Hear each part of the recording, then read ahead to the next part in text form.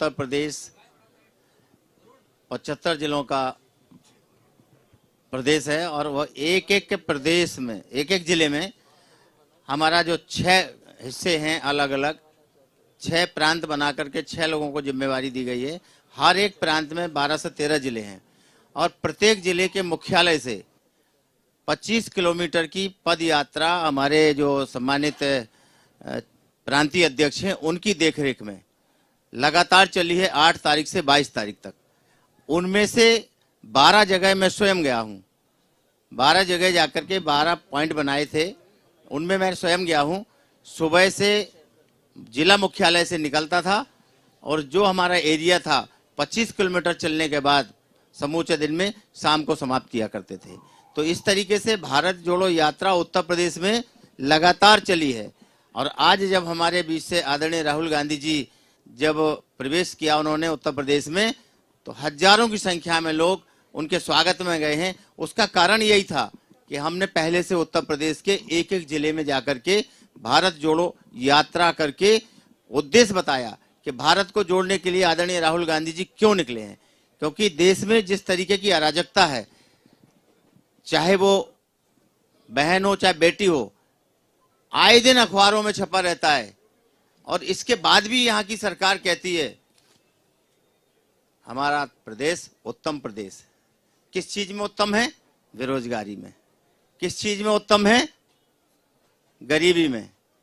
किस में उत्तम है? महंगाई में। तरह तरह की भी जो उपाधियां मिली हैं उन्हें उत्तर प्रदेश को अव्वल करने में, तो उनको कम करना चाहते हैं हम। देश के अंदर, प्रदेश के अंदर जो बेरोजगारी है उसके मुकाबले के लिए ये भारत यात्रा जो निकली है। हम युवाओं को जोड़ रहे हैं, हम बेरोजगारों को बता रहे हैं कि आपकी बेरोजगारी का कारण क्या है। हम अन्याय अत्याचार झेल रहे हैं, हम उन्हें बता रहे हैं कि हमारे साथ अन्याय अत्याचार क्यों हो रहा है। और ये सब कारण आकर के आते हैं। तो जिस देश में और प्रदेश में जब से ये भारतीय जनता पार्टी आई है तब से इनमें सबसे ज्यादा ग्राफ बढ़ा है। इस ग्राफ को कम करने के लिए आदरणीय राहुल गांधी जी ने कन्याकुमारी से चल करके समूचे देश में इन तीनों मुद्दों को लेकर के यात्रा की है। वैसे तो वो चाहते थे कि हम पार्लियामेंट में इन पर चर्चा कराएं कि हमारा देश और प्रदेश बेरोजगारी में जो अव्वल होता जा रहा है वो कैसे रूटीन में आए, कैसे बेरोजगारी कम हो।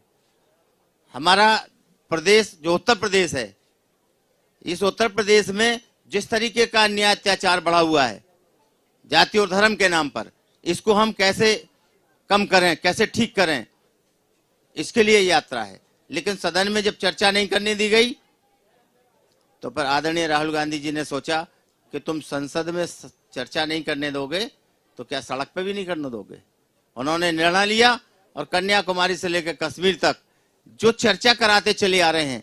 युवा देख रहे हैं, आज हम भैया के साथ थे, जितनी कतार में लगे थे लोग, बेरोजगार थे, नौजवान थे।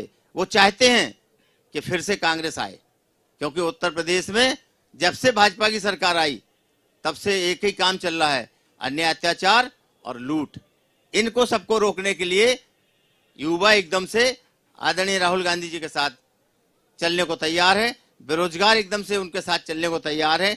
जिनके साथ अन्याय अत्याचार हो रहा है, चाहे धार्मिक हो चाहे आर्थिक हो, सब मिलकर के फिर से आदरणीय राहुल गांधी जी के साथ चल करके इस देश को बचाना चाहते हैं। देश, अब वो कहते कैसे टुकड़े हुए देश के, देश तो एक है। मैं कह रहा हूं कि ये देश के कितने टुकड़े किए हैं नफरत फैला करके। कभी भेल को बेच रहे तो कभी रेल को बेच रहे हैं, कभी हवाई अड्डे बेच रहे हैं तो कभी हवाई जहाज बेच रहे हैं। तो ये टुकड़े टुकड़े करके बेचने वाले लोग, इन्हें हम ये देश बेचने नहीं देंगे। इसलिए आदरणीय राहुल गांधी जी कन्याकुमारी से चल के कश्मीर तक जाकर के ये चर्चा कर रहे हैं कि इस देश को बचाओ, साथ चलो। इसलिए हम सब मिलकर के आदरणीय राहुल गांधी जी के इस भारत जोड़ो यात्रा में जुटे हुए हैं। धन्यवाद। सर एक मिनट, मैं एक बात और कहना चाहता हूँ, भूल गया कि पिछले 2 दिन से बागपत और शामली में सबसे बड़ा खतरा ठंड से नहीं था पर सड़कों की हालत से था।